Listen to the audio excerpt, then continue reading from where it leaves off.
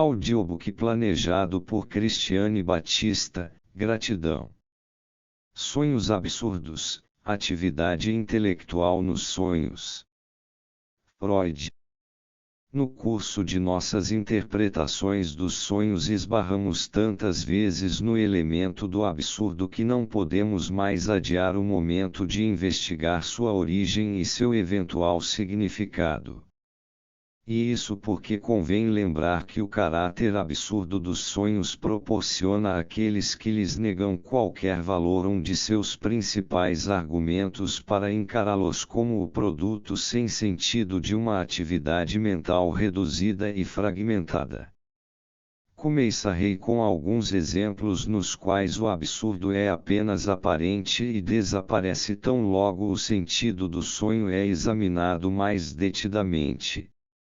Eis aqui 2 ou 3 sonhos que giram em torno, por acaso, como talvez pareça à primeira vista, do pai morto do sonhador. 1. Este é o sonho de um paciente que perdera o pai 6 anos antes. O pai sofrera uma grave calamidade. Estava viajando no trem noturno, que descarrilou. Os assentos do vagão se entrechocaram e sua cabeça foi comprimida de um lado ao outro.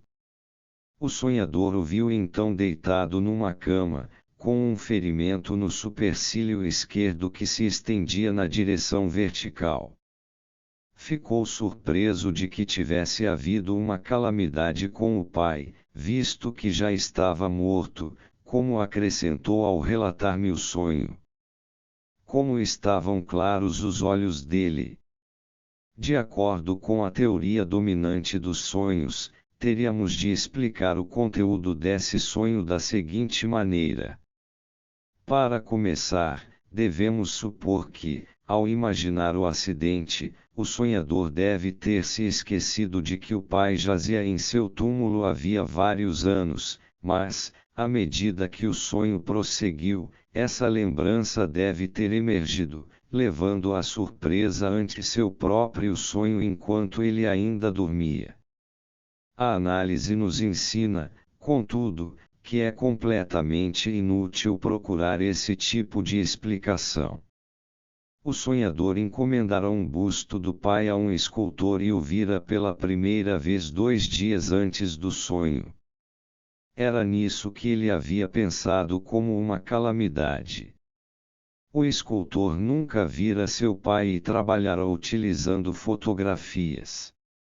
No dia imediatamente anterior ao sonho, o sonhador, em sua devoção filial, mandara um velho criado da família ao estúdio para ver se ele teria a mesma opinião a respeito da cabeça de mármore, a saber, que o espaço entre as têmporas era estreito demais. O paciente passou então a recordar o material que contribuíra para a produção do sonho. Sempre que seu pai era atormentado por preocupações de negócios ou dificuldades familiares, ele tinha o hábito de pressionar as mãos sobre as têmporas, como se achasse sua cabeça larga demais e quisesse comprimi-la. Quando o paciente tinha 4 anos, viu quando uma pistola, que fora carregada acidentalmente, disparou e enegreceu os olhos do pai, como estavam claros os olhos dele. No ponto da testa em que o sonho situou o ferimento do pai, aparecia um sulco profundo, durante sua vida, sempre que ele estava pensativo ou triste. O fato de esse sulco ter sido substituído no sonho por um ferimento levou à segunda causa excitante do sonho. O sonhador tirara uma fotografia de sua filhinha. A chapa lhe havia escorregado das mãos e, quando ele a apanhou, havia uma rachadura que se estendia perpendicularmente pela testa da menina, indo até o supercílio. Ele não pôde evitar uma premonição supersticiosa a esse respeito, visto que, dias antes do falecimento de sua mãe, ele quebrara uma chapa fotográfica com o retrato dela. O absurdo desse sonho não passava, assim, do resultado de um descuido na expressão verbal, que não soube distinguir o busto e a fotografia da pessoa real. Qualquer um de nós poderia dizer olhando para uma fotografia: há algo errado com papai, não acha? A aparição do absurdo no sonho teria sido fácil de evitar, e, se nos fosse dado julgar por esse exemplo único, ficaríamos inclinados a pensar que o aparente absurdo fora permitido ou mesmo deliberado. 2. Eis aqui outro exemplo, semelhante em quase todos os aspectos ao primeiro, retirado de um de meus próprios sonhos. Perdi meu pai em 1896. Após sua morte, meu pai desempenhava um papel político entre os magiares e os reunia politicamente. Vi nesse ponto uma imagem pequena e indistinta, uma multidão de homens, como se estivessem no Reichstag, alguém de pé sobre uma ou duas cadeiras, com outras pessoas ao seu redor.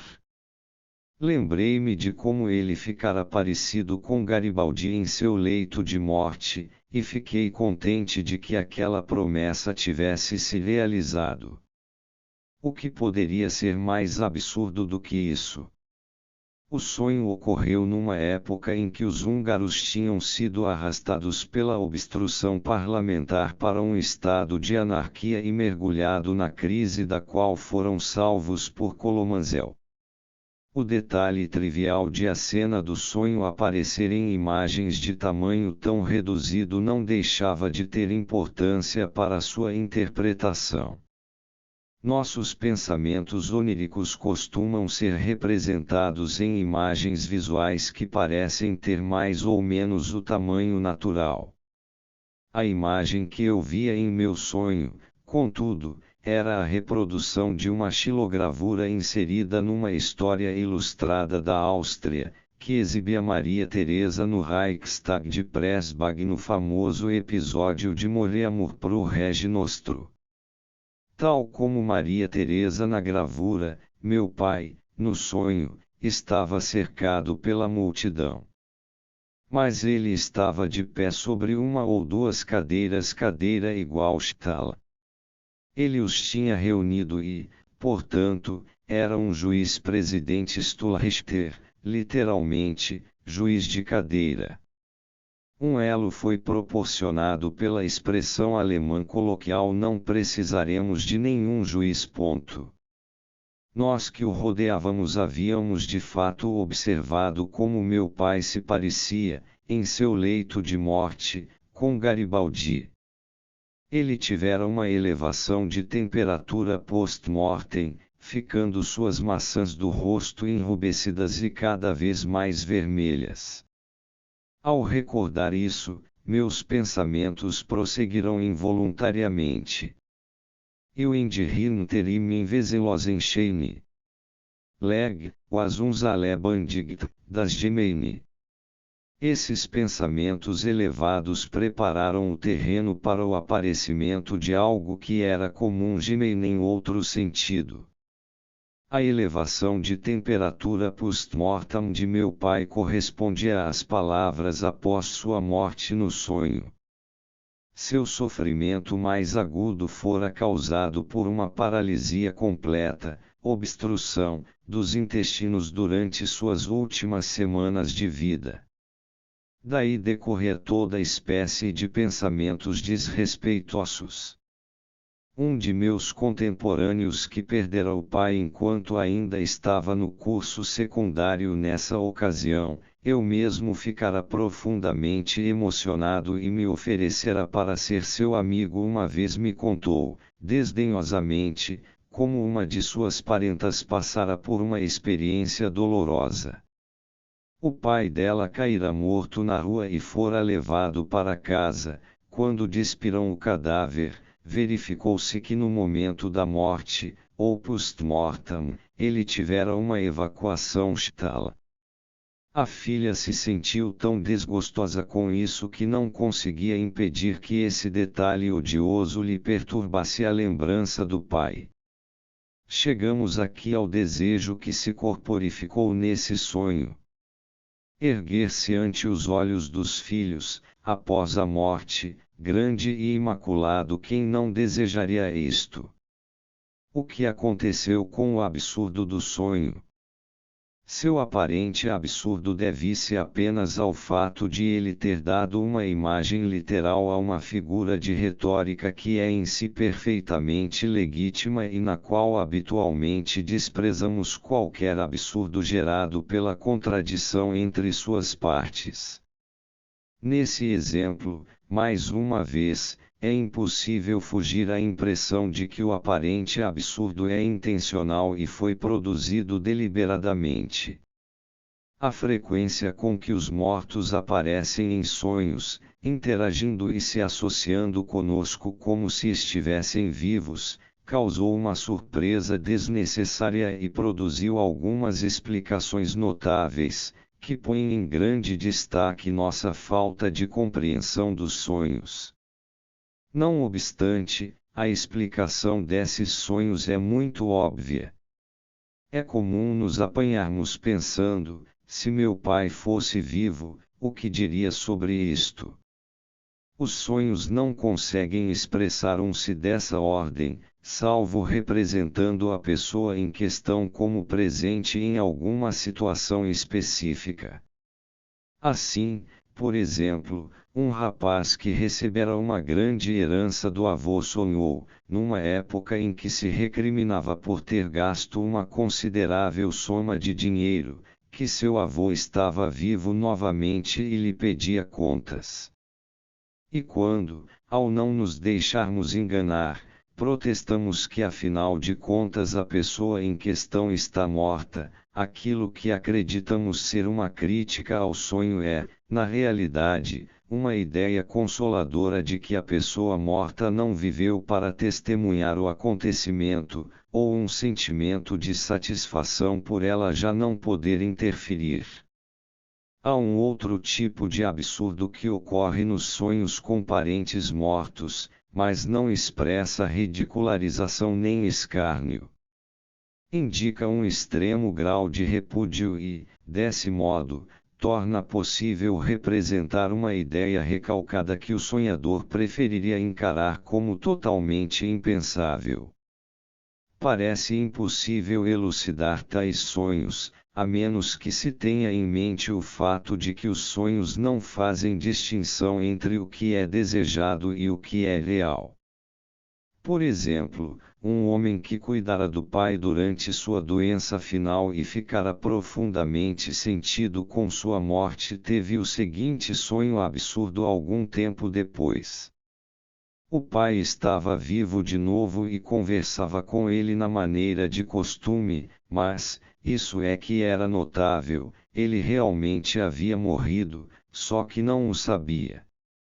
Este sonho só se torna inteligível se, após as palavras "mas ele realmente havia morrido", inserirmos em consequência do desejo do sonhador, e se explicarmos que o que ele não sabia era que o sonhador tivera esse desejo. Enquanto cuidava do pai, o filho desejara repetidas vezes que ele morresse, isto é, tivera o que, na verdade, era um pensamento piedoso, no sentido de que a morte poderia pôr termo aos sofrimentos dele. Durante o luto, após a morte do pai, até mesmo esse desejo compassivo tornou-se alvo de uma autorrecriminação inconsciente, como se com esse pensamento ele tivesse realmente contribuído para abreviar a vida do enfermo. O despertar dos impulsos infantis primitivos do sonhador contra o pai tornou possível que essa autorrecriminação se expressasse como um sonho, mas foi precisamente o fato de o instigador do sonho e os pensamentos diurnos serem tão diametralmente opostos que exigiu o aspecto absurdo do sonho. É verdade que os sonhos com mortos amados pelo sonhador levantam problemas difíceis na interpretação dos sonhos e que nem sempre podem ser solucionados satisfatoriamente. A razão disso se encontra na ambivalência emocional particularmente acentuada que domina a relação do sonhador com a pessoa morta. É muito comum, nos sonhos dessa espécie, a pessoa morta ser tratada, de início, como se estivesse viva, depois, subitamente, revelar-se morta e, numa parte posterior do sonho, estar viva outra vez. Isso tem o efeito de confundir. Por fim, ocorreu-me que essa alternância entre morte e vida visa a representar a indiferença do sonhador, tanto se me dá que ele esteja vivo ou morto. Essa indiferença, evidentemente, não é real, mas apenas desejada, destina-se a ajudar o sonhador a repudiar suas atitudes emocionais muito intensas e com frequência contraditórias, tornando-se assim uma representação onírica de sua ambivalência. Em outros sonhos em que o sonhador interage com pessoas mortas, a seguinte regra muitas vezes ajuda a nos orientar, não havendo no sonho nenhuma menção ao fato de que o homem morto está morto, o sonhador está se equiparando com ele e está sonhando com sua própria morte.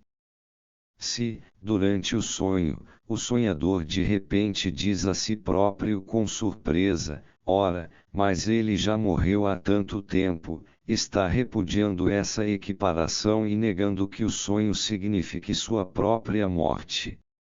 Mas confesso de bom grado a impressão de que a interpretação dos sonhos está longe de ter revelado todos os segredos dos sonhos dessa natureza. 3. No exemplo que apresentarei a seguir, pude surpreender o trabalho do sonho no próprio ato de fabricar intencionalmente um absurdo para o qual não havia margem alguma no material. Foi extraído do sonho decorrente de meu encontro com o Conde Fan quando eu estava partindo em viagem de férias. Eu estava num tilbury e ordenei ao cocheiro que me levasse a uma estação. É claro que não posso ir com o senhor ao longo da própria linha férrea, disse eu, depois de ele ter levantado alguma objeção, como se eu o tivesse fatigado demais. Era como se eu tivesse viajado com ele parte da distância que normalmente se percorre de trem. A análise produziu as seguintes explicações para essa história confusa e sem sentido.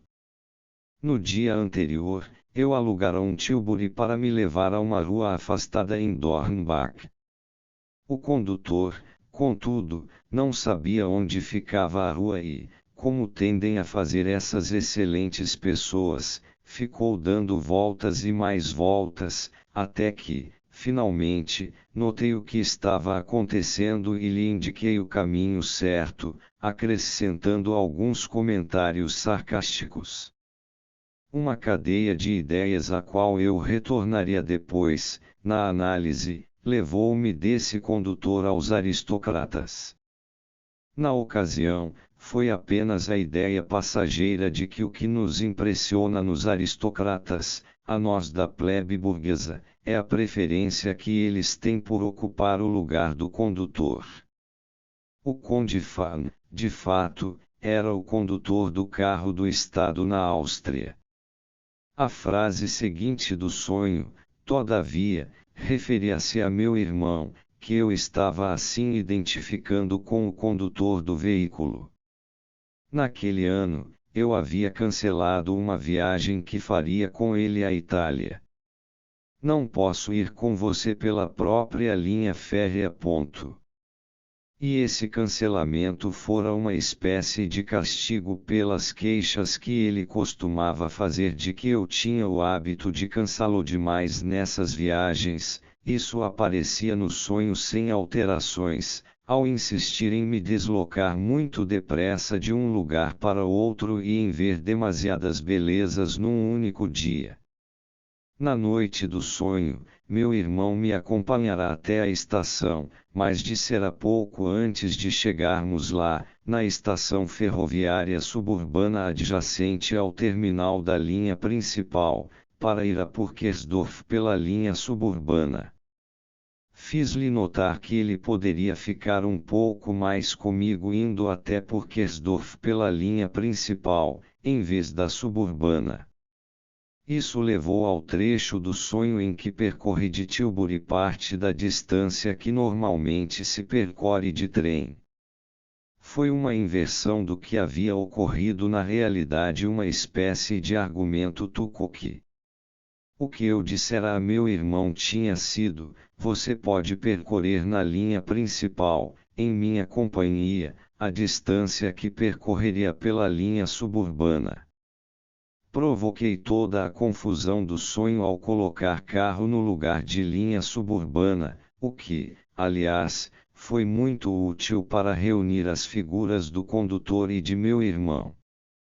Dessa maneira, consegui produzir no sonho algo sem sentido, que parece quase impossível de desheredar e é quase uma contradição direta do meu comentário anterior no sonho: não posso ir com o senhor ao longo da própria linha férrea. Dado, porém, que não havia necessidade alguma de eu confundir a ferrovia suburbana com um carro, devo ter preparado propositadamente toda essa história enigmática no sonho. Mas com que propósito? Agora descobriremos o significado do absurdo nos sonhos e os motivos que fazem com que ele seja tolerado ou mesmo criado.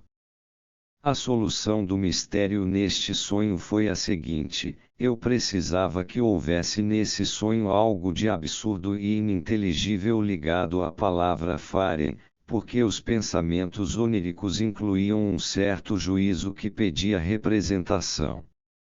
Uma noite, quando me encontrava na casa da hospitaleira e espirituosa senhora que aparecia como zeladora numa das outras cenas do mesmo sonho, eu ouvi duas charadas, que não pude solucionar. Como elas eram conhecidas pelo restante do grupo, desempenhei um papel um tanto ridículo em minhas vãs tentativas de encontrar as respostas. Elas dependiam de trocadilhos com as palavras Nachkommen e Vorfahren e, creio eu, diziam o seguinte: Der Herr befiehlt. Der Kutschertut. Endiderats. Ein Greibruts. O patrão manda, o cocheiro faz, todos o têm, na tumba jaz. Resposta: Vorfahren seguir viagem e ascendência, mais literalmente, ir adiante e antepassados. O que causava uma confusão especial era que a primeira metade da segunda charada era idêntica à da primeira. Der Herr befiehlt. Der Kutschertut. Nicht diderats. In der Vigilts. O patrão manda, o cocheiro faz, nem todos o têm, no berço jaz. Resposta: Nachkommen seguir atrás e descendência, mais literalmente, vir depois e descenduntes. Quando vi o Conde Fan seguir viagem com tanta imponência e quando, depois disso, entrei no estado de espírito de Fígaro, com suas observações sobre a bondade dos grandes senhores por se terem dado ao trabalho de nascer, de se tornarem descendência, essas duas charadas foram adotadas pelo trabalho do sonho como pensamentos intermediários. Visto que os aristocratas podiam ser facilmente confundidos com condutores e visto que houve época, em nossa parte do mundo, em que um condutor era chamado de schwager cocheiro e cunhado, o trabalho de condensação pôde introduzir meu irmão na mesma imagem. Entretanto, o pensamento onírico que agia por trás de tudo isso dizia: é absurdo orgulhar-se dos ancestrais, é preferível ser um antepassado. Esse julgamento de que algo é absurdo foi o que produziu a aparência de absurdo no sonho. E isso também esclarece o enigma remanescente nessa obscura região do sonho, ou seja, a razão por que pensei já ter viajado com o condutor antes vorgefarem, viajado antes, vorgefarem, seguido viagem, vorfarem, ascendência. Um sonho se torna absurdo, portanto, quando o julgamento de que algo é absurdo figura entre os elementos incluídos nos pensamentos oníricos, isto é, quando qualquer das cadeias de ideias inconscientes do sonhador tem por motivo a crítica ou a ridicularização. O absurdo, por conseguinte, é um dos métodos pelos quais o trabalho do sonho representa uma contradição juntamente com outros métodos como a inversão, no conteúdo do sonho, de uma relação material nos pensamentos oníricos, ou a exploração da sensação de inibição motora. Todavia, o absurdo num sonho não deve ser traduzido por um simples não, destinar-se a reproduzir o estado de ânimo dos pensamentos oníricos que combina o escárnio ou o riso com a contradição. É somente com tal finalidade em vista que o trabalho do sonho produz algo ridículo.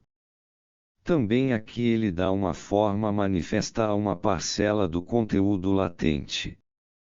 Na verdade, já deparamos com um exemplo convincente de um sonho absurdo com esse tipo de significado. O sonho interpretei-o sem nenhuma análise da encenação de uma ópera de Wagner que durou até 15 para as 8 da manhã e no qual a orquestra era regida de uma torre etc.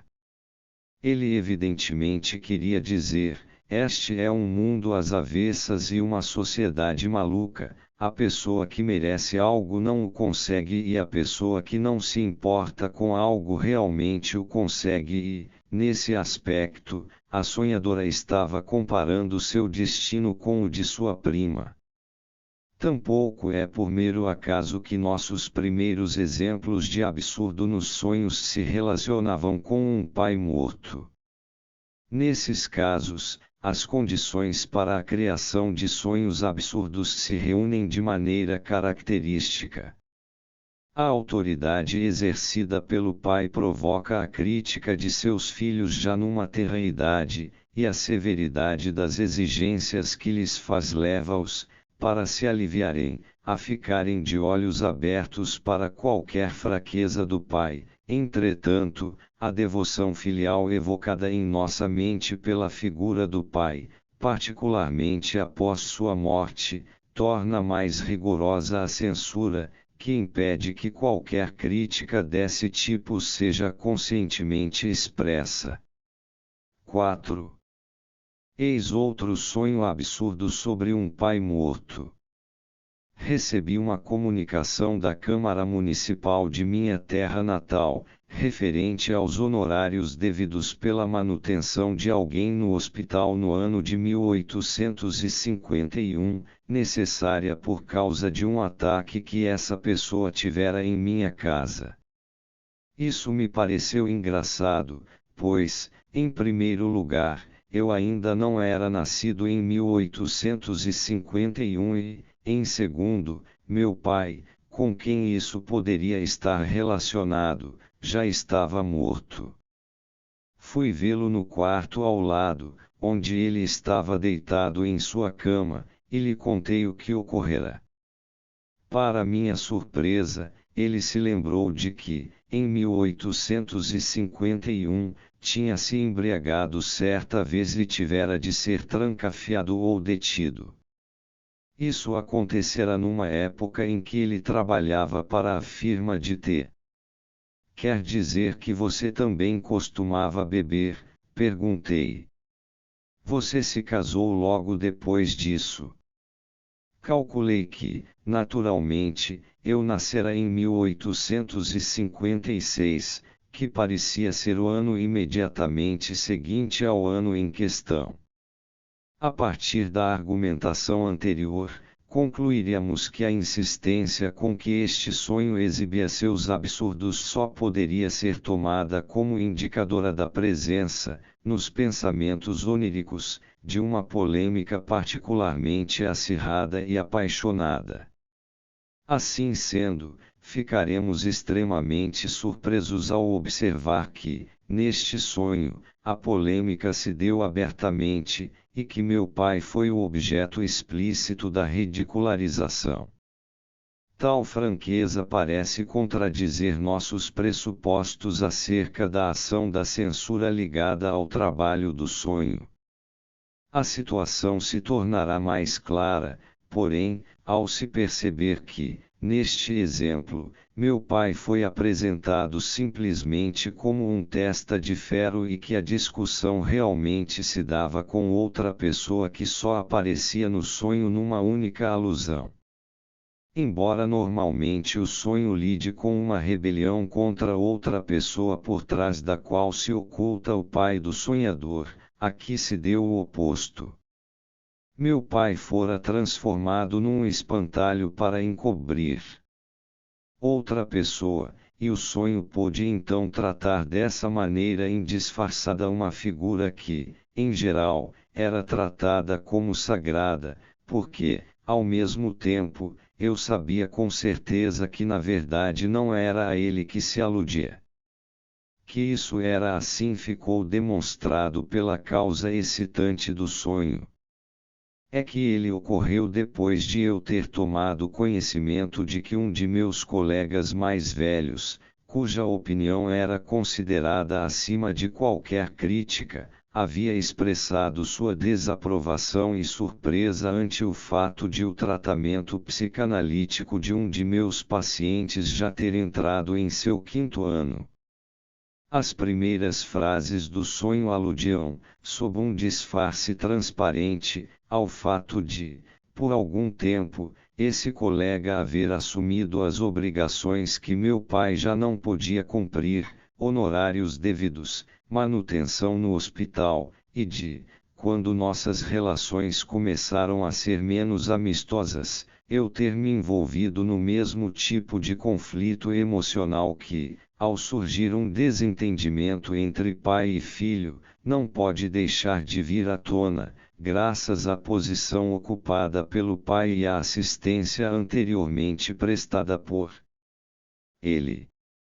Os pensamentos oníricos protestaram amargamente contra a reprimenda de que eu não estava progredindo mais depressa, reprimenda que, aplicando-se primeiro a meu tratamento do paciente, estendeu-se depois a outras coisas. Conheceria ele alguém, pensei, que pudesse ir mais depressa? Será que não percebe aqui, a não ser por meus métodos de tratamento, essas moléstias eram simplesmente incuráveis e duravam a vida toda? O que eram 4 ou 5 anos comparados a uma vida inteira, especialmente levando-se em conta que a existência do paciente já se facilitara tanto durante o tratamento. Grande parte da impressão de absurdo desse sonho foi provocada pelo encadeamento de frases de diferentes partes dos pensamentos oníricos sem qualquer transição. Assim, a frase "fui vê-lo no quarto ao lado etc." abandonava o assunto de que vinham tratando as frases anteriores e reproduzia corretamente as circunstâncias em que informei a meu pai que tinha ficado noivo sem consultá-lo. Essa frase, portanto, relembrava-me o admirável desprendimento demonstrado pelo ancião nessa oportunidade, contrastando-o com o comportamento de um terceiro de mais outra pessoa.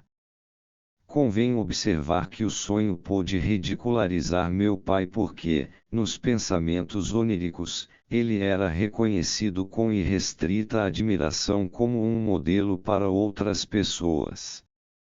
É da própria natureza de toda censura que, dentre as coisas proibidas, ela permita que se digam as que são falsas e não as que são verdadeiras. A frase seguinte, no sentido de ele se lembrar que tinha se embriagado certa vez e fora trancafiado por isso, já não dizia respeito a nada que se relacionasse com meu pai na realidade. Aqui, a figura que ele representava era nada mais, nada menos que o grande Maynard, cujas pegadas eu seguira com profunda veneração e cujo comportamento para comigo, após um breve período de predileção, transformara-se em hostilidade indisfarçada. O sonho me fez lembrar que ele próprio me contara que, em certa época de sua juventude, entregara-se ao hábito de se embriagar com clorofórmio e que, por causa disso, tivera de ir para um sanatório. Fez-me lembrar também de outro incidente com ele, que ocorreu pouco antes de sua morte. Havíamos travado uma acirrada controvérsia, por escrito, sobre o tema da histeria masculina, cuja existência ele negava. Quando o visitei durante sua enfermidade fatal e indaguei sobre suas condições, ele se estendeu um pouco sobre seu estado e terminou com estas palavras: "Você sabe, sempre fui um dos casos mais claros de histeria masculina." Estava assim admitindo, para minha satisfação e espanto, aquilo que por tanto tempo contestara obstinadamente. Mas a razão por que me foi possível, nessa cena do sonho, utilizar meu pai como um disfarce para Maynard não residia em qualquer analogia que eu houvesse descoberto entre as duas figuras. A cena era uma representação concisa, mas inteiramente apropriada, de uma frase condicional nos pensamentos oníricos, cuja íntegra dizia: se ao menos eu tivesse sido a segunda geração, o filho de um professor ou de um ofrata, certamente teria progredido mais depressa. No sonho, transformei meu pai num ofrata e professor. O mais gritante e perturbador absurdo do sonho reside em seu tratamento da data 1851, que me parecia não diferir de 1856, como se uma diferença de 5 anos não tivesse importância alguma. Mas isso era exatamente o que os pensamentos oníricos procuravam expressar. 4 ou 5 anos eram o espaço de tempo durante o qual desfrutei o apoio do colega que mencionei antes nesta análise, mas eram também o tempo que obriguei minha noiva a esperar por nosso casamento, e eram também, por uma coincidência fortuita, avidamente explorada pelos pensamentos oníricos, o tempo que fiz meu paciente de mais longa data esperar por uma recuperação completa. O que são 5 anos? Perguntavam os pensamentos oníricos. No que me diz respeito, esse prazo não é nada, não conta. Tenho bastante tempo à minha frente. Assim como acabei conseguindo aquilo, embora não acreditassem, também realizarei isto. Fora isso, contudo, o número 51 em si, sem os algarismos relativos ao século, foi determinado num outro sentido, na verdade oposto, e foi também por isso que apareceu no sonho diversas vezes. 51 é uma idade que parece particularmente perigosa para os homens. Conheci colegas que morreram subitamente nessa idade, entre eles um que, depois de vários atrasos, fora nomeado professor poucos dias antes de sua morte. 5. Aqui temos mais um sonho absurdo que joga com números. Um de meus conhecidos, o Sr. M., fora atacado num ensaio com um injustificado grau de violência, na nossa opinião, por ninguém menos que Goethe. O Sr. M, naturalmente, ficou arrasado com o ataque. Queixou-se amargamente dele com algumas pessoas que o acompanhavam à mesa. Sua veneração por Goethe, entretanto, não foi afetada por essa experiência pessoal. Tentei esclarecer um pouco os dados cronológicos, que me pareciam improváveis. Goethe morreu em 1832. Uma vez que seu ataque ao Sr. M teria naturalmente sido feito antes disso, o Sr. M devia ser um homem muito jovem na ocasião. Pareceu-me uma ideia plausível que tivesse 18 anos. Eu não tinha muita certeza, porém, do ano em que estávamos, de modo que todo o meu cálculo se desfazia na obscuridade. A propósito, o ataque fazia parte do famoso ensaio de Goethe sobre a natureza. Logo encontraremos meios de justificar o absurdo desse sonho. O Sr. M, com quem eu travara conhecimento em meio a algumas pessoas que me acompanhavam à mesa, pedira-me havia pouco que examinasse seu irmão, que estava apresentando sinais de paralisia geral. A suspeita era correta. Na ocasião dessa visita, aconteceu um episódio embaraçoso, pois, no decorrer da conversa, o paciente, sem nenhuma razão aparente, revelou coisas íntimas sobre seu irmão ao falar de suas loucuras juvenis. Eu havia perguntado ao paciente o ano de seu nascimento e o fizera efetuar várias contas pequenas, para testar a debilitação de sua memória, embora, aliás, ele ainda respondesse muito bem aos testes. Logo pude ver que, no sonho, eu próprio me havia comportado como um paralítico. Eu não tinha muita certeza, porém, do ano em que estávamos. Outra parte do material do sonho derivava de outra fonte recente. O editor de uma revista médica, com quem eu mantinha relações amistosas, publicara uma crítica altamente desfavorável, arrasadora, do último livro de meu amigo berlinense Folha.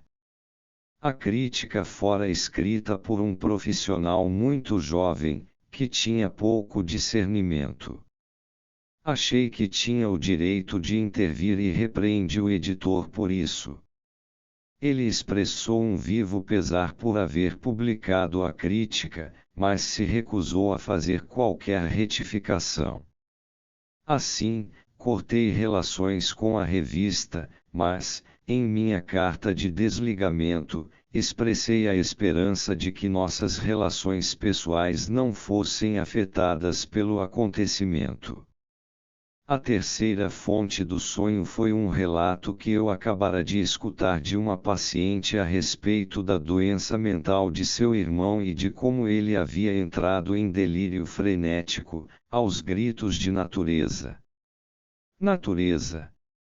Os médicos acreditavam que sua exclamação devia-se ao fato de ele ter lido o notável ensaio de Goethe sobre esse assunto, e que isso mostrava que ele vinha se esforçando demais em seus estudos de filosofia natural. Quanto a mim, preferi pensar no sentido sexual em que essa palavra é usada aqui, até mesmo pelas pessoas menos instruídas. Essa minha ideia no mínimo não foi refutada pelo fato de o pobre rapaz, em seguida, ter mutilado seus próprios órgãos genitais. Ele tinha 18 anos na ocasião de seu surto. Posso acrescentar que o livro de meu amigo que fora criticado de forma tão dura, nós nos perguntamos se o autor é que é louco ou se nós é que somos, disse outro crítico, versava sobre os dados cronológicos da vida, e mostrava que a duração da vida de Goethe era um múltiplo de um número relevante para a biologia. Logo, é fácil perceber que, no sonho, eu estava me colocando no lugar de meu amigo, tentei esclarecer um pouco os dados cronológicos. Mas eu me comportava como um paralítico, e o sonho era um amontoado de absurdos. Desse modo, os pensamentos oníricos diziam com ironia: naturalmente, ele é que é o tolo, o maluco, e vocês é que são os gênios que sabem de tudo. É claro que de modo algum poderia ser o inverso, não é mesmo? Havia muitos exemplos dessa inversão no sonho. Por exemplo, Goethe atacava o rapaz, o que é absurdo, ao passo que ainda é fácil para um homem bastante jovem atacar Goethe, que é imortal. Além disso, fiz os cálculos a partir do ano da morte de Goethe, ao passo que fizera o paralítico calcular a partir do ano de seu nascimento. Mas eu também me comprometi a mostrar que nenhum sonho é induzido por motivos que não sejam egoístas. Logo, preciso explicar o fato de, no presente sonho, ter tornado minha a causa de meu amigo e ter me colocado em seu lugar. A força de minha convicção crítica na vida de vigília não basta para explicar isso. A história do paciente de 18 anos, contudo, e as diferentes interpretações de sua exclamação natureza, eram alusões à oposição em que eu mesmo me encontrava em relação a muitos médicos, por causa de minha crença na etiologia sexual das psiconeuroses. Podia dizer a mim mesmo: o tipo de crítica que foi aplicado a seu amigo será aplicado a você. Na verdade, em certa medida, já foi. O ele do sonho, portanto, pode ser substituído por nós. Sim, vocês têm toda a razão, nós é que somos os tolos. Havia no sonho um lembrete muito claro de que mea res agitur, na alusão ao ensaio breve, mas escrito com enorme beleza por Goethe, quando, ao final de meu tempo de escola, eu hesitava na escolha de uma carreira. Ouvir a leitura desse ensaio numa conferência pública é que me fez optar pelo estudo das ciências naturais. 6. Num ponto anterior deste livro, procurei mostrar que outro sonho em que meu próprio ego não aparecia era, não obstante, egoísta.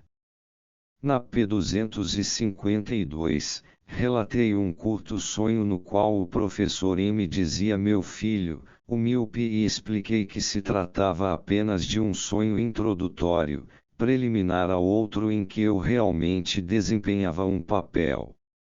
Eis aqui o sonho principal que faltava, introduzindo uma forma verbal absurda e ininteligível que requer explicação.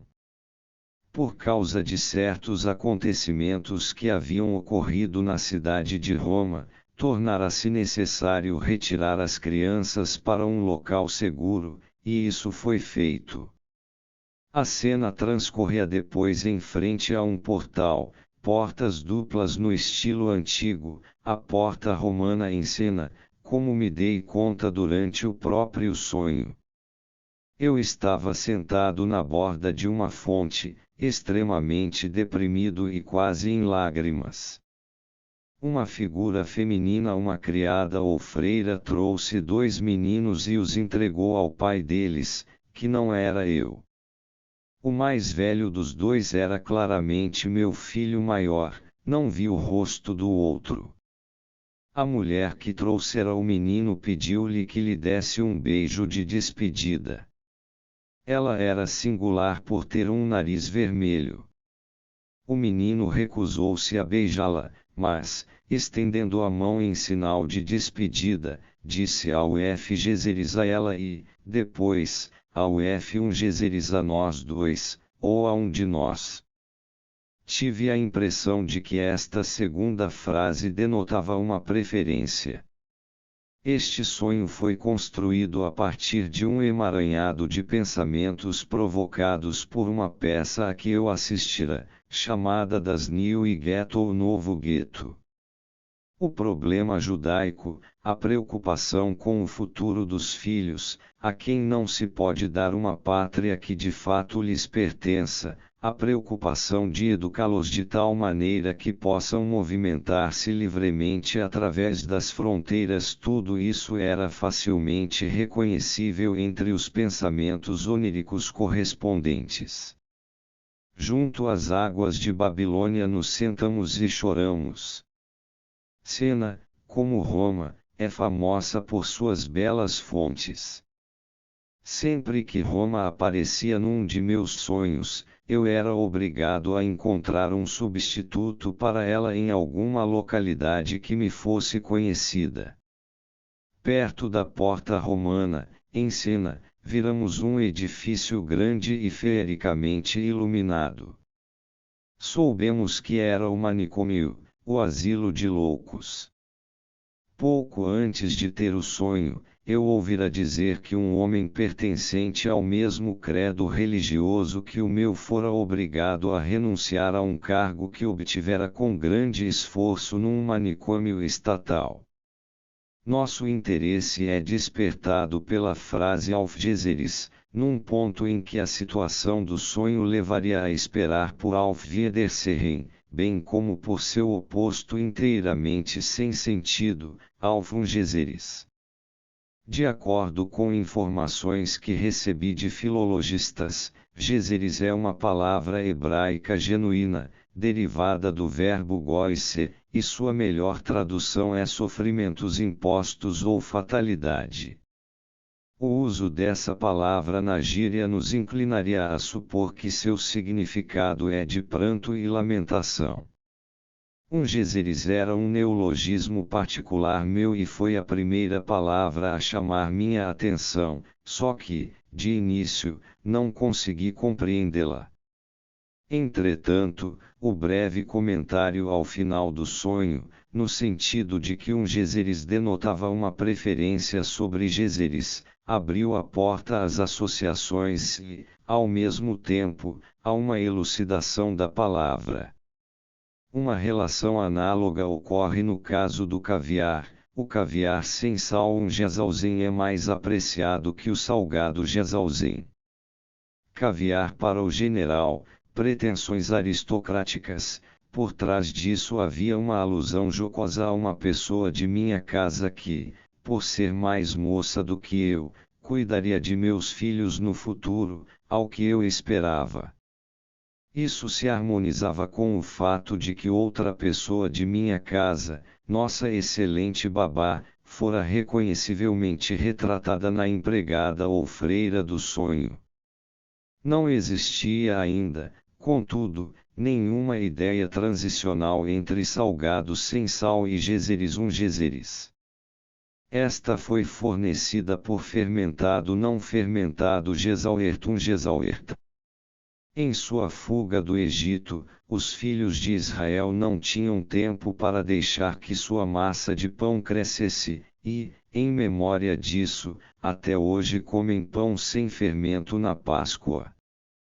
Neste ponto, posso inserir uma repentina associação que me ocorreu durante essa parte da análise. Lembrei-me de como, na Páscoa anterior, meu amigo de Berlim e eu estávamos passeando pelas ruas de Breslau, cidade em que éramos forasteiros. Uma garotinha perguntou-me o caminho para determinada rua e fui obrigado a confessar que não sabia, e comentei com meu amigo: torçamos para que, quando crescer, essa garotinha mostre mais discernimento na escolha das pessoas a quem pedir orientação. Pouco depois, avistei uma placa numa porta com os dizeres do Dr. Herodes. Horário de consulta. Tomara, comentei, que nosso colega não seja médico de crianças. Entre mentes, meu amigo ia me expondo suas ideias sobre a importância biológica da simetria bilateral e iniciara uma frase com as palavras: se tivéssemos um olho no meio da testa, como um ciclope. Isso levou ao comentário do professor no sonho introdutório: meu filho, o míope, e cheguei então à fonte principal de Gézeres. Muitos anos antes, quando esse filho do professor M, hoje um pensador independente, sentava-se ainda nos bancos escolares, foi acometido por uma doença dos olhos que, declarou o médico, dava motivos para preocupação. Ele explicou que, enquanto a doença permanecesse de um lado só, não teria importância, mas se passasse para o outro olho, seria um caso grave. A doença desapareceu completamente no primeiro olho, mas, pouco depois, apareceram realmente sinais de que o outro estava sendo afetado. A mãe do menino, aterrorizada, imediatamente mandou chamar o médico ao local afastado do interior onde se encontrava. O médico, porém, passou então para o outro lado. Por que a senhora está fazendo esse Gézeres? Indagou energicamente a mãe. Se um dos lados ficou bom, o outro também ficará. E tinha razão. E agora devemos considerar a relação de tudo isso comigo e com minha família. A mesa de escola em que o filho do professor M deu seus primeiros passos no conhecimento foi presenteada por sua mãe a meu filho mais velho, em cujos lábios, no sonho, pus as frases de despedida. É fácil adivinhar um dos desejos a que essa transferência deu margem. É que a construção da mesa de escola visava também a poupar a criança da miopia e de um distúrbio unilateral. Daí o aparecimento, no sonho, de míope, e, por trás disso, ciclope, e da referência à bilateralidade.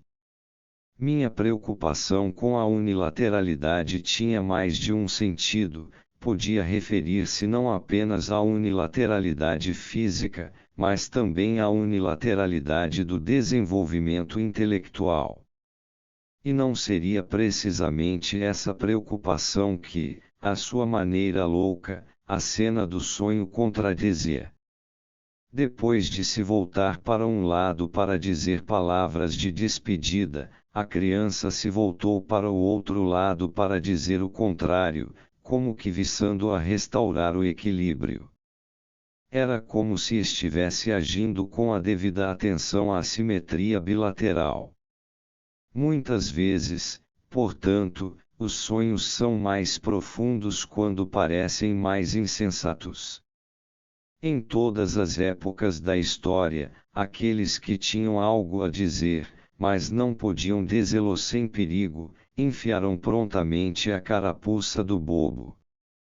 A plateia a que se dirigia seu discurso proibido tolerava-o mais facilmente quando podia, ao mesmo tempo, rir e lisonjear-se com a ideia de que as palavras inoportunas eram claramente absurdas.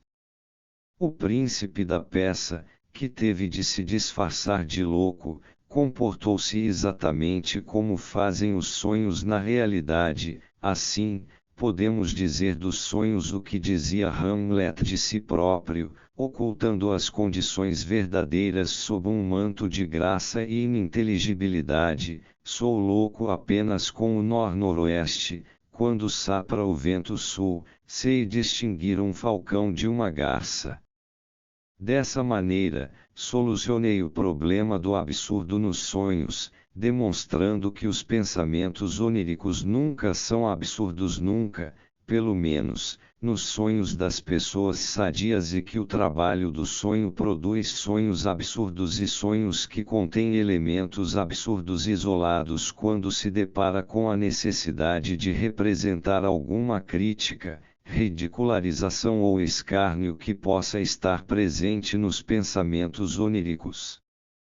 Minha tarefa seguinte é mostrar que o trabalho do sonho não consiste em nada além de uma combinação dos três fatores que já mencionei e de um quarto que ainda tenho de mencionar, que não executa outra função senão a de traduzir os pensamentos oníricos de acordo com as quatro condições a que está sujeito, e que a questão de a mente atuar nos sonhos com todas as suas faculdades intelectuais ou com apenas parte delas está mal colocada e desconsidera os fatos. No entanto, como existem muitos sonhos em cujo conteúdo se exprimem juízos, fazem-se críticas e se expressam opiniões, em que se sente surpresa ante algum elemento singular do sonho, em que se fazem tentativas de explicação e se entra em argumentações, devo agora enfrentar as objeções decorrentes desse tipo de fato mediante a apresentação de alguns exemplos escolhidos. Minha resposta é a seguinte: tudo o que aparece nos sonhos como uma aparente atividade da função de julgamento deve ser encarado não como uma realização intelectual do trabalho do sonho, mas como um elemento pertencente ao material dos pensamentos oníricos, sendo transportado deles para o conteúdo manifesto do sonho como uma estrutura acabada. Posso até levar mais longe esta asserção. Mesmo os juízos formulados depois de acordar sobre um sonho que é lembrado e os sentimentos em nós despertados pela reprodução de tal sonho fazem parte, em grande medida, do conteúdo latente do sonho e devem ser incluídos em sua interpretação. 1. Já citei um exemplo notável disso. Uma paciente recusou-se a me contar um sonho porque não era claro o bastante. Ela vira alguém no sonho, mas não sabia se era seu marido ou seu pai. Seguiu-se então um segundo fragmento de sonho em que aparecia uma lata de lixo misturada, e isso deu origem à seguinte recordação: quando montou residência pela primeira vez, ela um dia comentou em tom de brincadeira, na presença de um jovem parente que estava visitando a casa, que sua próxima tarefa seria adquirir uma nova lata de lixo. Na manhã seguinte, recebeu uma lata de lixo, mas estava cheia de lírios do vale. Esse fragmento do sonho servia para representar uma expressão coloquial alemã, não criado com meu próprio esterco. Concluída a análise, constatou-se que os pensamentos oníricos estavam relacionados com os efeitos secundários de uma história que a sonhadora ouvira quando jovem, a respeito de como uma moça tivera um bebê e não ficara claro quem era realmente o pai. Aqui, portanto, a representação onírica transbordara para os pensamentos de vigília. Um dos elementos dos pensamentos oníricos encontrou representação num julgamento de vigília formulado sobre o sonho como um todo. 2. Aqui temos um caso semelhante. Um de meus pacientes teve um sonho que lhe pareceu interessante, porque, logo depois de acordar, ele disse a si mesmo: preciso contar isso ao médico. O sonho foi analisado e apresentou as mais claras alusões a um caso amoroso que ele havia iniciado durante o tratamento e sobre o qual decidira não me dizer nada. 3. Eis um terceiro exemplo, retirado de minha própria experiência. Estava indo para o hospital com P por um bairro em que havia casas e jardins. Ao mesmo tempo, tinha a impressão de já ter visto esse bairro muitas vezes em sonhos. Não sabia orientar-me muito bem por ali. Ele me indicou uma estrada que levava, dobrando a esquina, a um restaurante, fechado, não um jardim. Lá, perguntei pela senhora Doni e fui informado de que ela morava num quartinho dos fundos com 3 filhos. Dirigi-me para lá, mas, antes de chegar, encontrei uma figura indistinta com minhas 2 filhinhas, levei-as comigo depois de ter ficado com elas um pouquinho. Uma espécie de recriminação contra minha mulher por havê-las deixado lá. Quando acordei, tive uma sensação de grande satisfação, cuja razão, expliquei a mim mesmo, era que eu ia descobrir, a partir dessa análise, o significado do já sonhei com isso antes. Na verdade, porém, a análise não me ensinou nada sobre isso, o que me revelou foi que a satisfação pertencia ao conteúdo latente do sonho, e não a qualquer juízo emitido sobre ele. Minha satisfação prendia-se ao fato de meu casamento haver me trazido filhos. P era uma pessoa cujo rumo na vida correra por algum tempo paralelo ao meu, que depois me deixara para trás tanto social quanto materialmente, mas cujo casamento não trouxera filhos. Os dois acontecimentos que ocasionaram o sonho servirão, em vez de uma análise completa, para indicar seu sentido. Na véspera, eu havia lido num jornal o anúncio da morte da senhora Dona A. Y., que transformei em Doni no sonho, que morrera de parto. Minha mulher me disse que a falecida fora atendida pela mesma parteira que a assistira no nascimento de nossos 2 filhos mais novos. O nome Dona me chamará a atenção porque eu o tinha encontrado pela primeira vez pouco antes, num romance inglês. O segundo elemento ocasionador do sonho foi fornecido pela data em que ocorreu. Foi na noite anterior ao aniversário de meu filho mais velho que parece possuir alguns dotes poéticos. 4. Experimentei o mesmo sentimento de satisfação ao acordar do sonho absurdo de meu pai haver desempenhado um papel político entre os magiares após sua morte, e a razão que dei a mim mesmo para esse sentimento foi que ele era uma continuação da sensação que acompanhará a última parte do sonho. Lembrei-me de como ele ficara parecido com Garibaldi em seu leito de morte, e fiquei contente de que aquilo tivesse se realizado. Havia uma continuação que eu tinha esquecido. A análise permitiu-me preencher essa lacuna no sonho.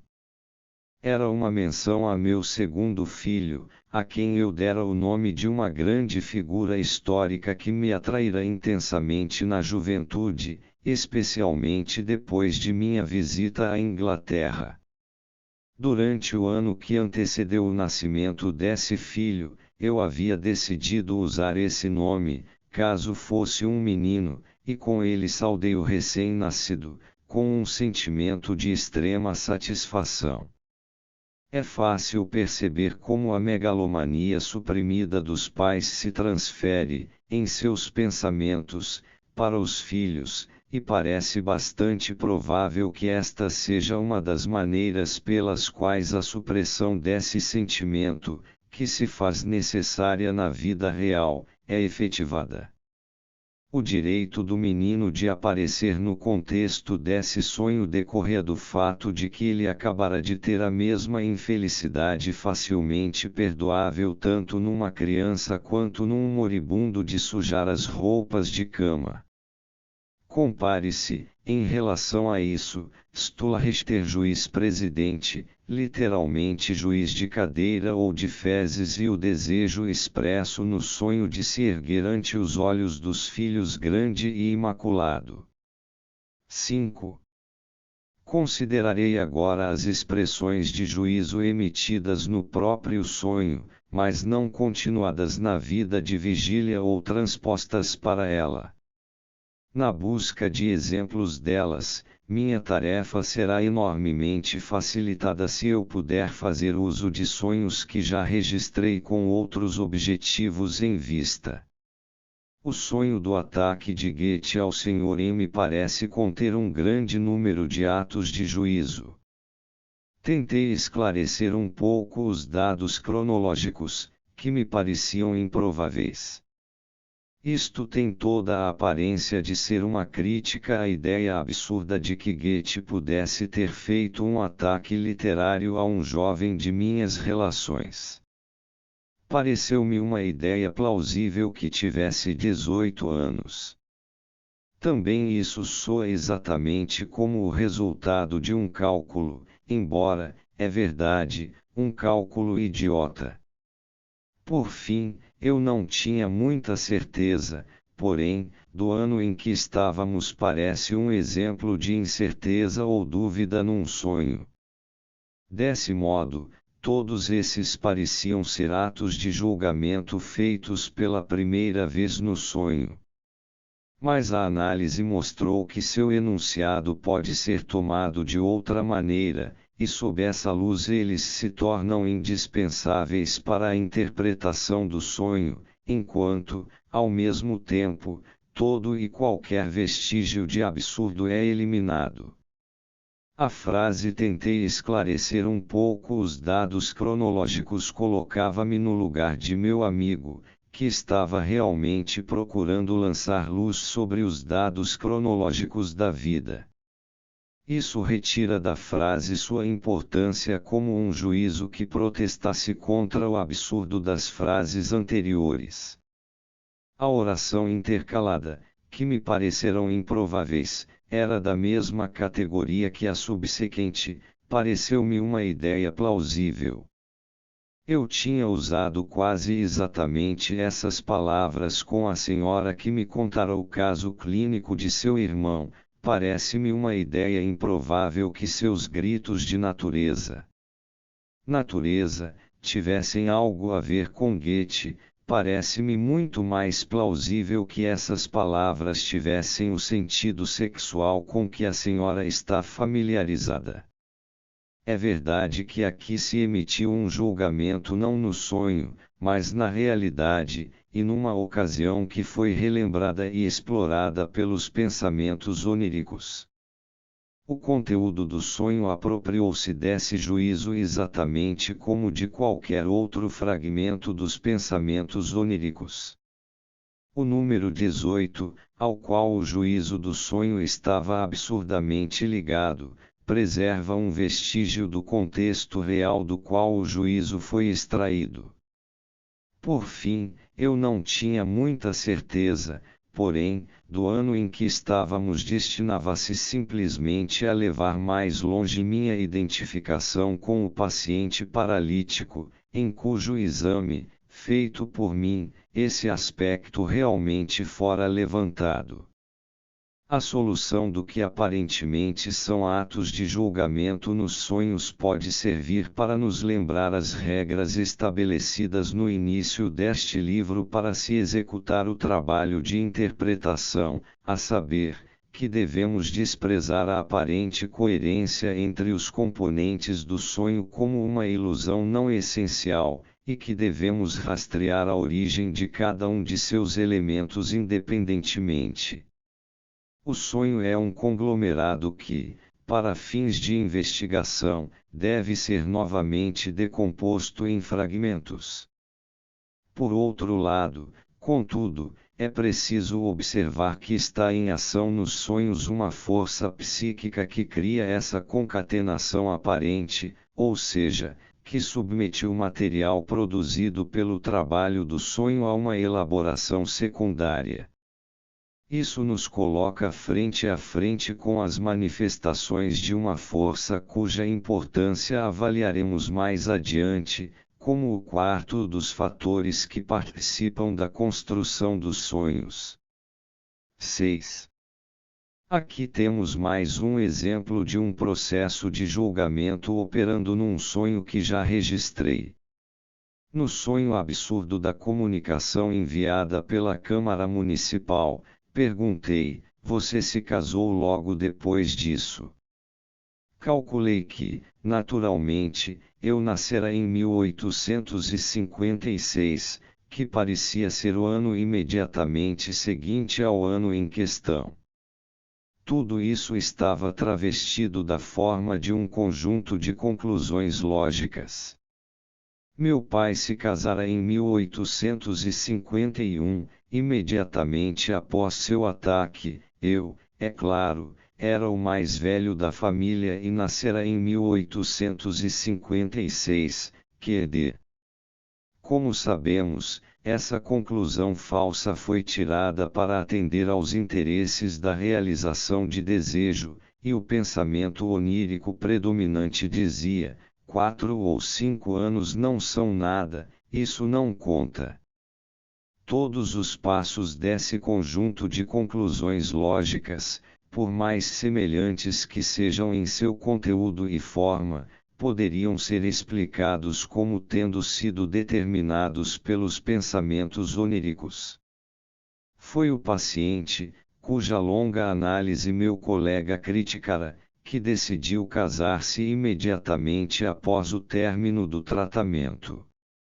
A forma de minha conversa com meu pai no sonho se parecia com um interrogatório ou um exame e relembrou-me também um professor da universidade que costumava anotar pormenores exaustivos dos estudantes que se inscreviam para suas aulas.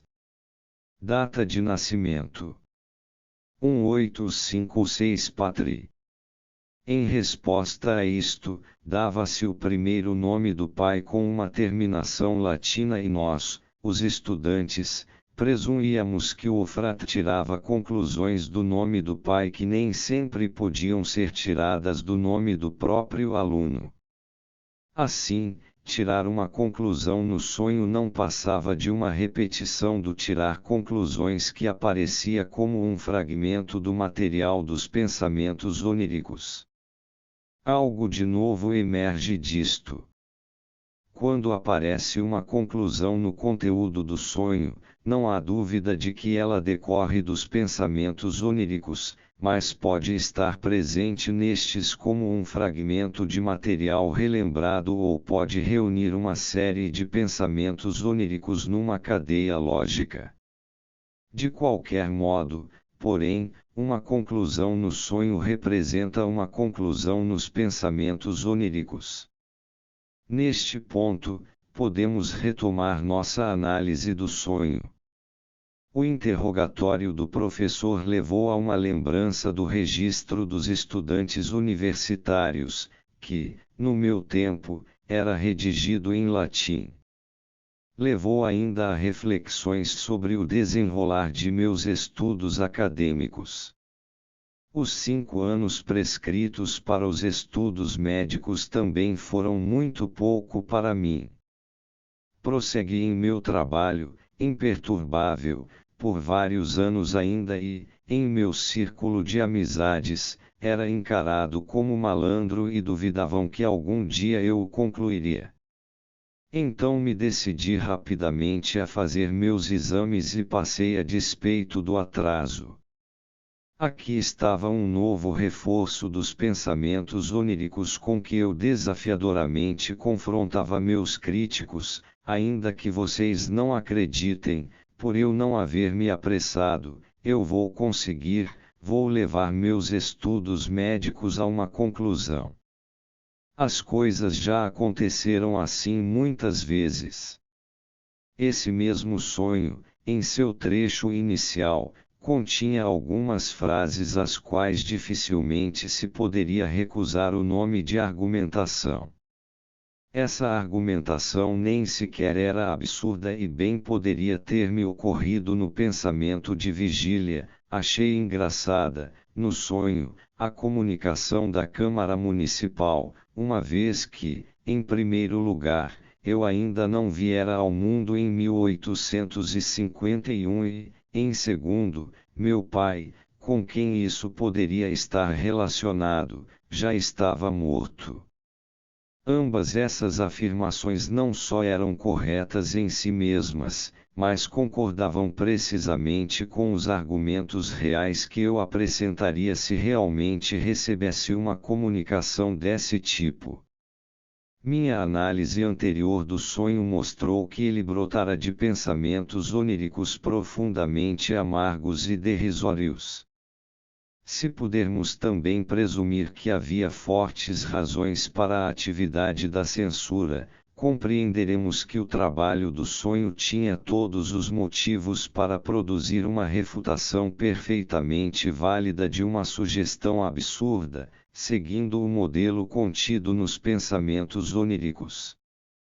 A análise mostrou, no entanto, que o trabalho do sonho não tivera liberdade de ação para estabelecer esse paralelo, mas fora obrigado, para esse fim, a utilizar material oriundo dos pensamentos oníricos. Era exatamente como se houvesse uma equação algébrica, contendo, além de algarismos, sinais de soma e de subtração, índices e radicais, e como se alguém tivesse de copiá-la sem entendê-la, passando tanto os símbolos operacionais quanto os algarismos para sua cópia, mas misturando-os todos. Foi possível traçar a origem dos dois argumentos até o seguinte material: causava-me sofrimento pensar que algumas das premissas subjacentes a minhas explicações psicológicas das psiconeuroses estavam fadadas a despertar ceticismo e riso ao serem vistas pela primeira vez. Por exemplo, eu fora levado a supor que as impressões do segundo ano de vida e, por vezes, até mesmo do primeiro, deixavam uma marca duradoura na vida emocional daqueles que mais tarde iriam adoecer, e que essas impressões, embora distorcidas e exageradas em muitos aspectos pela memória, poderiam constituir o primeiro e mais profundo fundamento dos sintomas histéricos. Os pacientes, a quem eu explicava isso no momento apropriado, costumavam parodiar esse conhecimento recém-adquirido, declarando que estavam prontos a buscar lembranças datadas de uma época em que ainda não tinham nascido. Era de esperar que minha descoberta do surpreendente papel desempenhado pelo pai nos primeiros impulsos sexuais das pacientes deparasse com uma recepção semelhante. Não obstante, eu tinha a sólida convicção de que essas duas hipóteses eram verdadeiras. À guisa de confirmação, lembrei-me de alguns exemplos em que a morte do pai ocorrera quando a criança ainda estava em idade muito tenra, e nos quais certos acontecimentos posteriores, de outra forma inexplicáveis, provavam que a criança, ainda assim, havia preservado, inconscientemente, lembranças da figura que tão cedo desaparecera de sua vida. Eu estava ciente de que essas minhas duas afirmações repousavam na elaboração de conclusões cuja validade seria contestada. Assim, foi uma vitória da realização de desejo que precisamente o material das conclusões que eu temia serem contestadas fosse empregado pelo trabalho do sonho para tirar conclusões que era impossível contestar. 7. No início de um sonho em que mal toquei até agora, havia uma clara expressão de assombro ante o tema que havia surgido. O velho Brooke devia ter me atribuído alguma tarefa, estranhamente, relacionava-se com a dissecação da parte inferior de meu próprio corpo, minha pelvis e minhas pernas, que eu via diante de mim como se estivesse na sala de dissecação, mas sem notar sua ausência em mim mesmo e também sem nenhum traço de qualquer sentimento de horror. Louise estava de pé a meu lado e fazia o trabalho comigo. A pelvis tinha sido eviscerada e era visível ora em seu aspecto superior, ora no inferior, estando os dois misturados. Podiam-se ver espessas protuberâncias cor de carne, que, no próprio sonho, fizeram-me pensar em hemorroidas. Algo que estava em cima disso e que se assemelhava a papel prateado amassado também teve de ser cuidadosamente retirado. Depois, eu estava novamente de posse de minhas pernas, andando pela cidade. Mas, por estar cansado, apanhei um táxi. Para meu espanto, o táxi entrou pela porta de uma casa que se abriu e o deixou passar por um corredor que dobrava uma esquina no final e, por fim, levava de novo ao ar livre. Finalmente, eu estava excursionando numa paisagem mutável com um guia alpino que carregava meus pertences. Parte do caminho ele me carregou também, por consideração por minhas pernas cansadas. O terreno era pantanoso e andávamos pela beirada, havia pessoas sentadas no chão como peles vermelhas ou ciganos entre elas, uma moça. Antes disso, eu tinha avançado sobre o terreno escorregadio com uma constante sensação de surpresa por poder fazê-lo tão bem após a dissecação. Por fim, chegamos a uma casinha de madeira em cuja extremidade havia uma janela aberta. Lá, o guia me colocou no chão e pôs 2 tábuas de madeira, que já estavam lá à sua espera, sobre o peitoril da janela, de modo a fazer uma ponte sobre o abismo que tinha de ser cruzado a partir da janela. Nesse ponto, fiquei realmente amedrontado por causa de minhas pernas, mas, em vez da esperada travessia, vi 2 homens adultos deitados em bancos de madeira que ficavam junto às paredes da cabana e o que pareciam ser 2 crianças dormindo ao lado deles. Era como se o que iria possibilitar a travessia não fossem as tábuas, mas as crianças. Acordei sobressaltado. Qualquer pessoa que tenha a máxima ideia da extensão da condensação nos sonhos facilmente imaginará o número de páginas que seria preenchido por uma análise integral desse sonho. Felizmente, contudo, no presente contexto só preciso tomar um ponto dele, que fornece um exemplo de assombro nos sonhos, demonstrado pela interpolação estranhamente. Fora este o pretexto do sonho, Louise N., a dama que me assistia em meu trabalho no sonho, andara me visitando. Empreste-me alguma coisa para ler, disse. Ofereci-lhe She, de Rider Haggard. Um livro estranho, mas repleto de um sentido oculto, comecei a explicar-lhe. O eterno feminino, a imortalidade de nossas emoções. Nesse ponto, ela me interrompeu. Já conheço esse livro. Não tem nada de sua própria autoria. Não, minhas próprias obras imortais ainda não foram escritas. Bem, e quando é que podemos esperar por essas suas chamadas explicações definitivas, que você prometeu que até nós acharíamos legíveis? Perguntou ela, com uma ponta de sarcasmo. Nesse ponto, percebi que alguém mais estava me admoestando por sua boca e silenciei.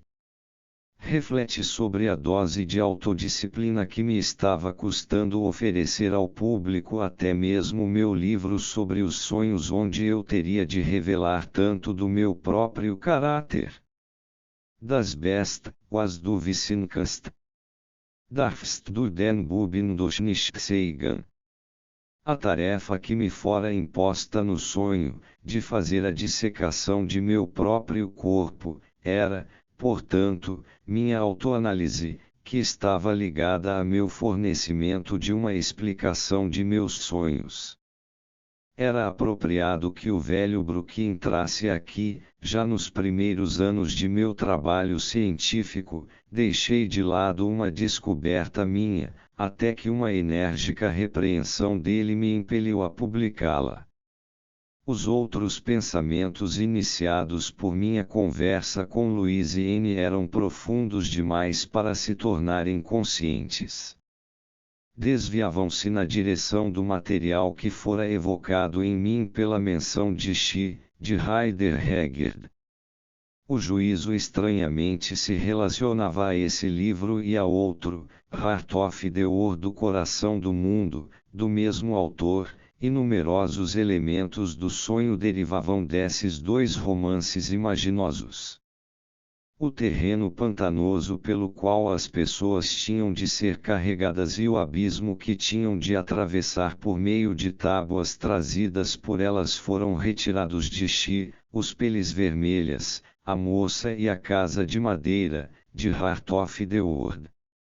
Em ambos os romances, o guia é uma mulher, ambos versam sobre viagens perigosas, e She descreve uma estrada cheia de riscos e quase nunca trilhada, que leva a uma região ainda não descoberta.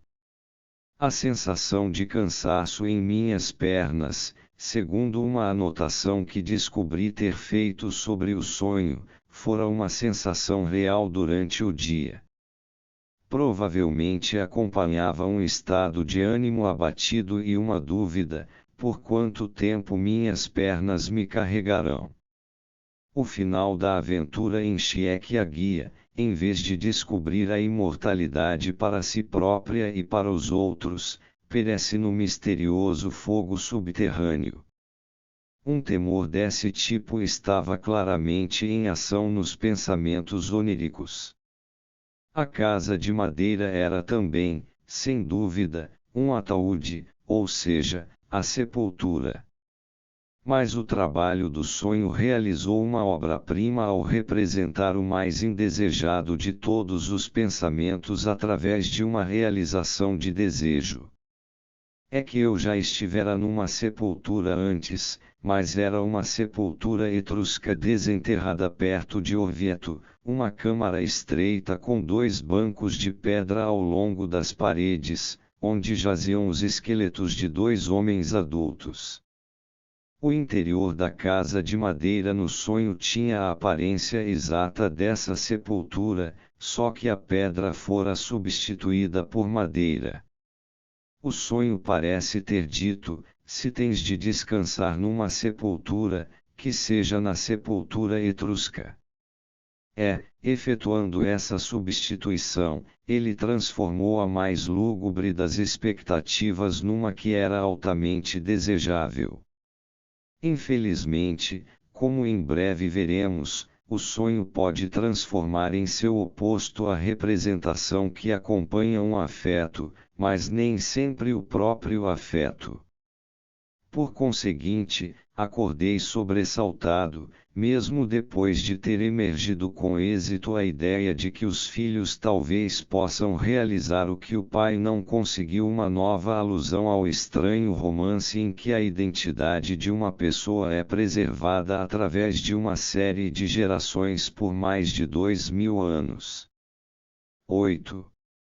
Em outro de meus sonhos aparecia uma expressão de surpresa diante de algo que eu experimentava nele, mas a surpresa era acompanhada por uma tentativa de explicação tão notável, rebuscada e quase brilhante que, nem que seja apenas por ela, não consigo resistir à tentação de submeter o sonho inteiro à análise, mesmo sem levar em conta o fato de ele possuir 2 outros pontos que despertam nosso interesse. Eu estava viajando pela estrada de ferro Sudbano na noite de 18 para 19 de julho, e, enquanto dormia, escutei a chamada, Outurn, 10 minutos. Pensei imediatamente em Olotures Lesmas do Mar, num museu de história natural, que este era o lugar em que homens valentes haviam lutado em vão contra o poder superior do governante de seu país. Sim, a Contra-Reforma na Áustria era como se fosse um lugar na Estíria ou no Tyrol. Vi então indistintamente um pequeno museu em que as relíquias ou pertences desses homens eram preservados. Eu gostaria de sair, mas hesitei em fazê-lo. Havia mulheres com frutas na plataforma. Estavam acocoradas no chão e erguiam seus cestos convidativamente. Hesitei porque não tinha certeza de que haveria tempo, mas ainda não estávamos em movimento.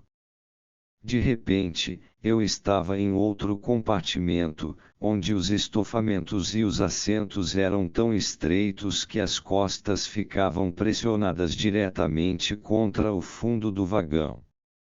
Fiquei surpreso com isso, mas refleti que poderia ter trocado de vagão enquanto me achava em estado de sono. Havia diversas pessoas lá, inclusive um irmão e irmã ingleses. Uma fileira de livros era claramente visível sobre uma prateleira na parede. Video of Nations, a riqueza das nações e Matter and Motion, matéria e movimento, de Clerk Maxwell, um volume grosso e encadernado em tecido marrom. O homem perguntou à sua irmã por um livro de Schiller, se ela o havia esquecido. Era como se os livros fossem ora meus, ora deles. Nesse ponto, senti-me inclinado a intervir na conversa para oferecer uma confirmação ou uma comprovação. Acordei coberto de suor, pois todas as janelas estavam fechadas. O trem estava parado em Marburg na Estíria. Enquanto estava anotando o sonho, ocorreu-me um novo fragmento dele, que minha memória havia tentado omitir. Disse em inglês ao irmão e à irmã, referindo-me a determinada obra, "It is from", mas me corrigi, "It is by", sim, comentou o homem com a irmã, ele disse isso corretamente. O sonho começava pelo nome da estação, que sem dúvida deve ter me acordado parcialmente. Substituí seu nome, Marburg, por Outturn. O fato de eu ter ouvido o nome Marburg quando anunciado pela primeira vez, ou talvez depois, foi comprovado pela menção a Schiller no sonho, pois ele nasceu em Marburg, embora não na Marburg da Estíria. Embora estivesse na primeira classe, nessa ocasião eu estava viajando em condições muito desconfortáveis. O trem estava inteiramente lotado e, em meu compartimento, eu encontrei uma dama e um cavalheiro que pareciam muito aristocráticos e não tiveram a civilidade ou não acharam que valesse a pena disfarçar sua contrariedade por minha intrusão. Minha saudação educada não teve resposta. Embora o homem e sua mulher estivessem sentados lado a lado, de costas para a locomotiva, a mulher, não obstante, apressou-se, bem diante dos meus olhos, a ocupar o assento à janela em frente a ela, colocando nele um guarda-chuva. A porta imediatamente foi fechada e algumas observações mordazes foram trocadas entre eles sobre a questão da abertura das janelas. Provavelmente, perceberam de imediato que eu ansiava por ar fresco. Era uma noite quente e a atmosfera no compartimento completamente fechado logo se tornou sufocante. Minhas experiências de viagem ensinaram-me que esse tipo de conduta desumana e despótica é característica de pessoas que estão viajando com passagens grátis ou meias passagens. Quando veio o condutor e lhe mostrei a passagem que havia comprado por um alto preço, saíram da boca da dama, em tom altivo e quase ameaçador, as palavras: "Meu marido tem passe livre". Ela era uma figura imponente de traços insatisfeitos, cuja idade não estava longe da fase da decadência da beleza feminina. O homem não proferiu uma única palavra, mas permaneceu sentado e imóvel. Tentei dormir. Em meu sonho, vinguei-me terrivelmente de meus desagradáveis companheiros. Ninguém poderia suspeitar dos insultos e humilhações que se ocultavam por trás dos fragmentos esparsos da primeira metade do sonho. Uma vez satisfeita essa necessidade, um segundo desejo se fez sentir mudar de compartimento. A cena se modifica com tanta frequência nos sonhos, e sem que a menor objeção seja levantada, que não seria nada surpreendente que eu tivesse prontamente substituído meus companheiros de viagem por outros mais agradáveis, extraídos de minha memória. Mas ali estava um caso em que algo se ressentiu da mudança de cena e achou necessário explicá-la. Como é que, de repente, fui parar no outro compartimento. Não tinha lembrança de ter me mudado. Só podia haver uma explicação: devo ter deixado o vagão enquanto me achava em estado de sono, um acontecimento raro, mas do qual se encontram exemplos na experiência de um neuropatologista. Sabemos de pessoas que empreenderam viagens de trem num estado crepuscular, sem trair sua condição anormal por sinal algum, até que, em algum ponto da jornada, de repente voltaram a si completamente e ficaram atônitas diante da lacuna em sua memória. No sonho, por conseguinte, eu estava me declarando um desses casos de automatismo ambulatório. A análise tornou possível encontrar outra solução. A tentativa de explicação, que pareceu tão excepcional quando fui obrigado a atribuí-la ao trabalho do sonho, não fora uma tentativa original de minha própria autoria, mas copiada da neurose de um de meus pacientes. Em outro ponto já falei sobre um homem extremamente culto e, na vida real, de coração bondoso, que, pouco depois da morte dos pais, começou a censurar-se por ter inclinações homicidas, e a seguir caiu vítima das medidas de cautela que foi obrigado a adotar como salvaguarda.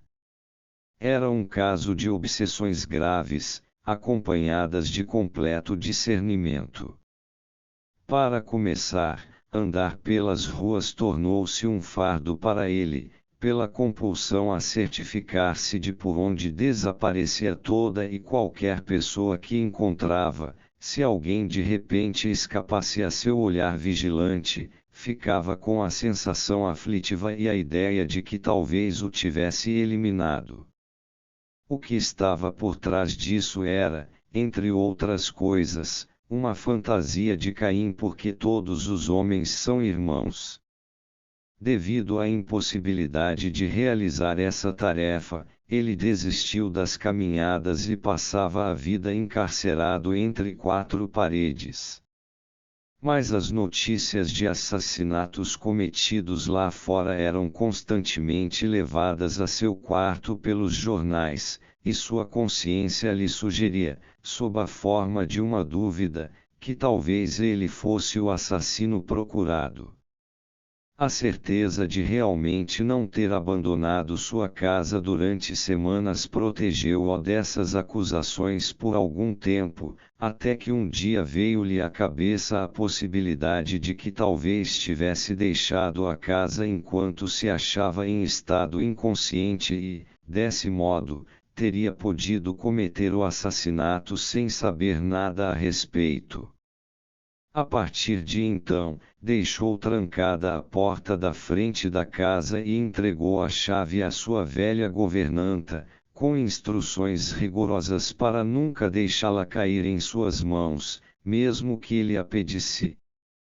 Essa, portanto, era a origem de minha tentativa de explicação no sentido de ter trocado de vagões enquanto me achava em estado inconsciente, fora transposta para o sonho, prontinha, do material dos pensamentos oníricos, e obviamente destinava-se, no sonho, a servir ao propósito de me identificar com a figura desse paciente.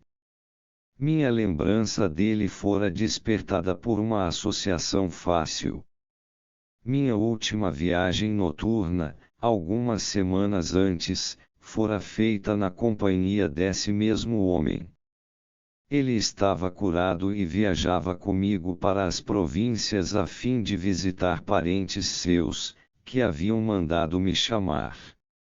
Tínhamos um compartimento só para nós, deixamos todas as janelas abertas a noite inteira e passamos um tempo muito agradável enquanto permaneci acordado.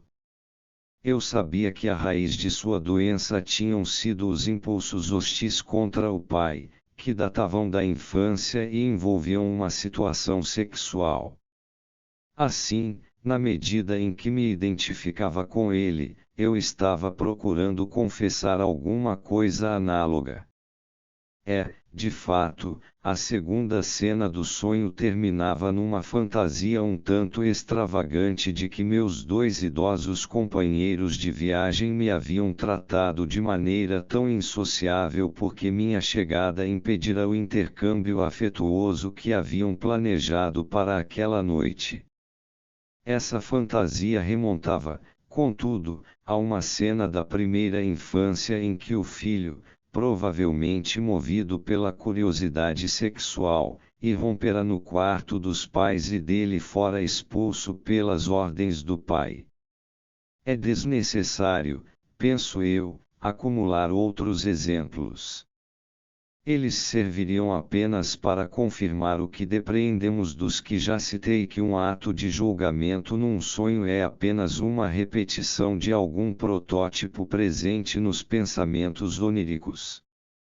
Por via de regra, a repetição é mal aplicada e intercalada num contexto inapropriado, mas, ocasionalmente, como em nossos últimos exemplos, é empregada com tal habilidade que, de início, pode dar a impressão de uma atividade intelectual independente no sonho.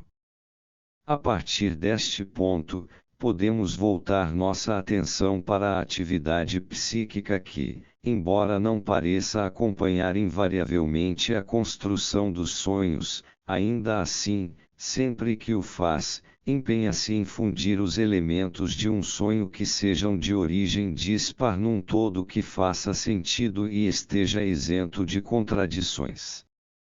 Antes de abordarmos esse assunto, porém, temos a necessidade premente de examinar as expressões de afeto que ocorrem nos sonhos e compará-las com os afetos que a análise revela nos pensamentos oníricos.